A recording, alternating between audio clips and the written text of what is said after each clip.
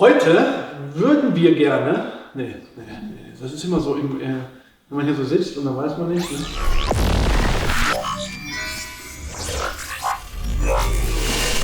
Heute geht es mal ums Thema Motorsport zur Abwechslung. Und zwar haben wir ja relativ viele Motorsport-Videos, wo wir euch Einblicke zeigen, was, wie, wo und wie das so funktioniert. Und wir kriegen immer öfters so Fragen, ja, kann ich auch mal bei euch fahren? Wie funktioniert denn das? Mit Kevin drüber gesprochen, ich sage, lass uns doch mal so ein Infovideo machen, wie wir als Firma Motorsport betreiben. Ich glaube, das wissen nämlich wenige, wie sowas eigentlich funktioniert. Versuche euch jetzt einfach mal in einer kurzen und knackigen Form zu erklären, wie wir das umsetzen oder auch nur umsetzen können. Möglichkeit 1. Wir haben ein Fahrzeug, wie zum Beispiel unseren Porsche Cayman, und hier versuchen wir Fahrer zu finden, die die Voraussetzungen haben zu fahren, sprich Lizenzen und. Das ist aber ein anderes Thema, um diesen dann zu vermieten. VLN, die wir ja, das ist ja unsere Heimat und unsere Liebe, VLN, Nordschleife, 24-Stunden-Rennen, sind halt alles Langstreckenrennen, die mindestens 4 Stunden gehen oder halt auch mal 6 Stunden, 24 Stunden Rennen, 24 Stunden, fährst du halt mit 3 respektive 4 Fahrern. Jetzt ist es unsere Aufgabe zu wissen, was kostet so ein Rennen mit einem Cayman, sprich, ich kann jetzt einfach mal ganz offen sprechen, für so ein Cayman VLN Wochenende benötigen wir, damit wir die Kosten für die Running Cost, also was kostet Sprit, was kostet Reifen, was kostet Nennung, was kostet Versicherung, Verschleiß am Auto, riesengroßes Thema bei natürlich auch, obwohl es ein Serienwagen ist, Personal, Launch, allen Pipapo, Logistik, liegt so ein Cayman roundabout bei 15.000 € in der Klasse V5. Jetzt müssen wir sehen, dass man 15.000 € zur Verfügung haben, damit wir den Cayman laufen lassen können. Dann haben wir einmal die Fahrer, die bringen ihr Geldbudget mit, sprich an einem Wochenende fährst du zu dritt.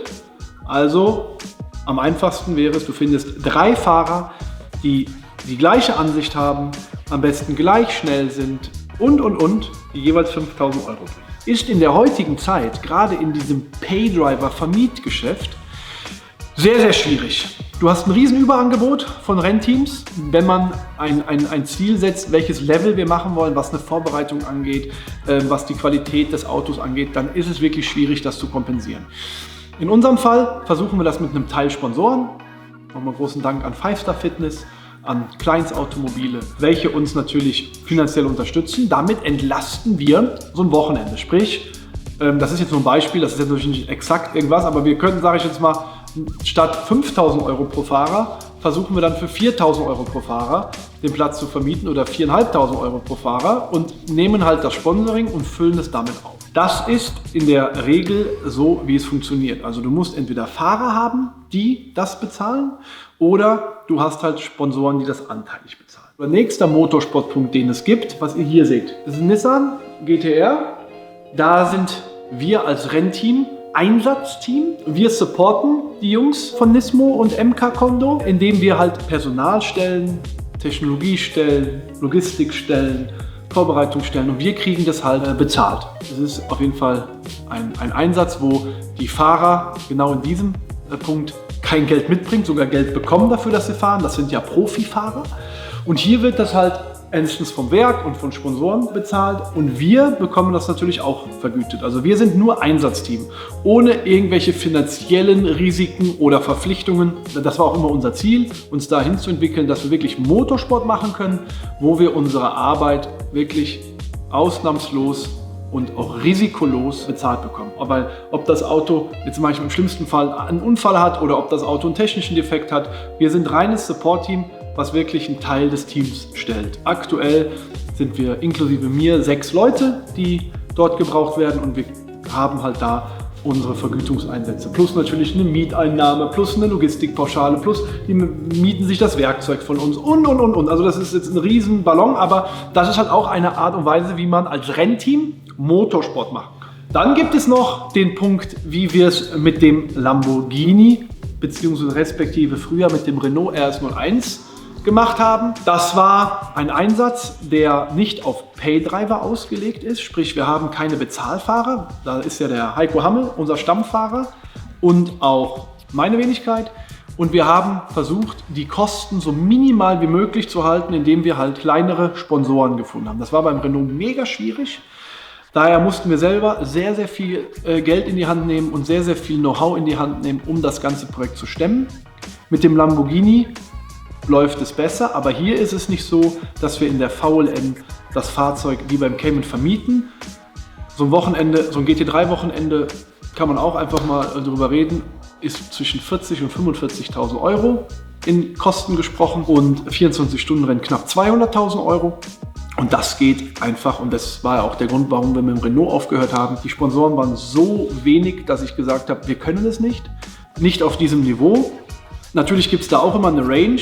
Wie bereitest du das Auto vor? Wie viele Neuteile verwendest du? Du hast bei einem Serienauto hast du natürlich viel längere Laufzeiten. Du kannst viel länger mit einer Antriebswelle fahren. Aber bei so einem GT3-Auto als Beispiel eine Antriebswelle 30 Stunden, ein Radträger 30 Rennstunden, ein Getriebe 30 Rennstunden, dann muss neu oder revidiert werden. Das sind immense Kosten, die können wir alleine gar nicht stemmen. Hier sind wir ja auch sehr froh. Wir haben Sponsoren, Kleinstautomobile und wir haben Support durch KW. Da versuchen wir auch natürlich Sponsoring zu bekommen, aber es ist sehr schwierig. Und wir sind da fast wöchentlich oder sogar fast täglich dran mit neuen Partnern. Wir versuchen immer wieder Leute zu finden, die mit uns als Partner, wo sie unsere Synergien nutzen, dass sie gesehen werden im Motorsport. Aber da ist es wirklich so, dass das Geld über Externe kommen muss, weil wir keine Fahrerplätze in der VLN auf unserem Lamborghini vermieten würden. Da ist es wirklich auch von der Kostenstruktur her so, dass wir uns jetzt dieses Jahr noch geben und versuchen wirklich nochmal einen großen Sprung Richtung Sponsoring zu machen, weil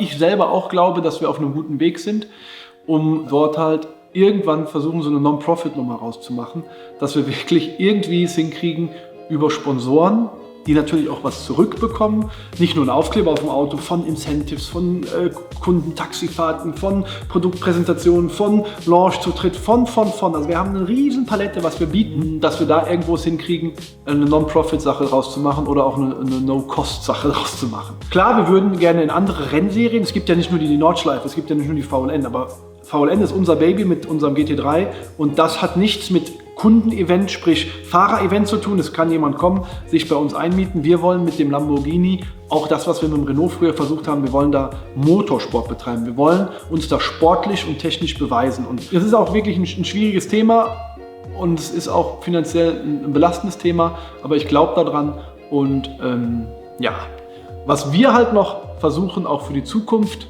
und das ist unser letzter Punkt. Wir würden gerne auch im GT3-Bereich Kundensport betreiben und auch das Fahrzeug nicht nur für die VLN verwenden. Sprich, wir stehen in Gesprächen es gibt noch eine 24-Stunden-Creventic-Serie, es gibt Blancpain, wo das auch richtig High-End ist. Es gibt eine GT Open, es gibt noch mehrere Sprintrennen, DMV-Serien, wo wir gerade versuchen, den Lambo an zahlende Fahrer, die das Budget mitbringen, wo die doch Bock drauf haben, die sagen, ey, das ist ein Hobby, ich möchte Motorsport auf einem hohen Niveau betreiben, versuchen wir das Auto zu vermieten, um natürlich auch den Wagen am Laufen zu haben, um diese ganze Logistik. Wir haben Festangestellte, die sich hier um Motorsport kümmern, wir haben für unsere Verhältnisse, einen riesen Fuhrpark, wir haben mit 2 LKWs, wir haben 2 Anhänger, wir haben 3 Sprinter. Um das alles am Laufen zu halten, versuchen wir halt auch wirklich mehr Motorsport in Zukunft zu machen und pushen da in alle Richtungen.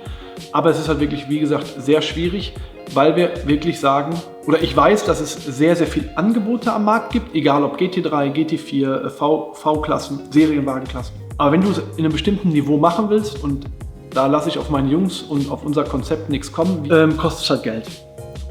Und durch dieses sogenannte Überangebot ist es halt schwierig, dass die Kunden das auch sehen. So funktioniert es halt. Also ohne Zahlfahrer oder große Sponsoren funktioniert kein Motorsport. Das wollte ich einfach mal so in die Runde gebracht haben, weil wir oft immer hören, ja, aber wie funktioniert das denn? Wer bezahlt euch das denn? Wie kann man denn? Und hier und da. Ich wollte jetzt auch nicht zu groß ausholen, weil auch gerade bei der VLN, da gibt es dann noch Bestimmungen mit Permit und. Wenn euch sowas interessiert, schreibt uns das Video, wie funktioniert das?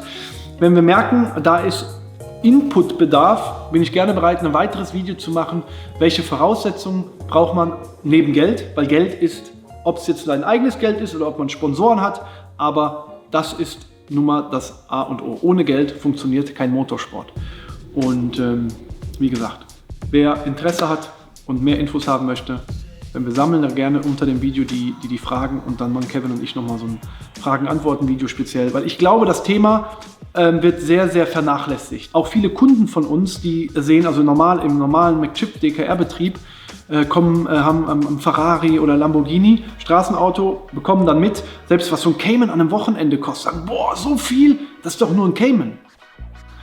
Aber wenn man wirklich mal einen Strich drunter macht, ist es echt nicht günstig. Das wollte ich einfach mal kundtun und hoffe, dass euch diese Infos mal interessieren und euch auch mehr Einblicke geben. Und wie gesagt, wenn ihr Fragen rund um Motorsport habt, wie funktioniert was, schreibt es drunter und es gibt weitere Infos. Vielen Dank für eure Zeit und bis zum nächsten Mal.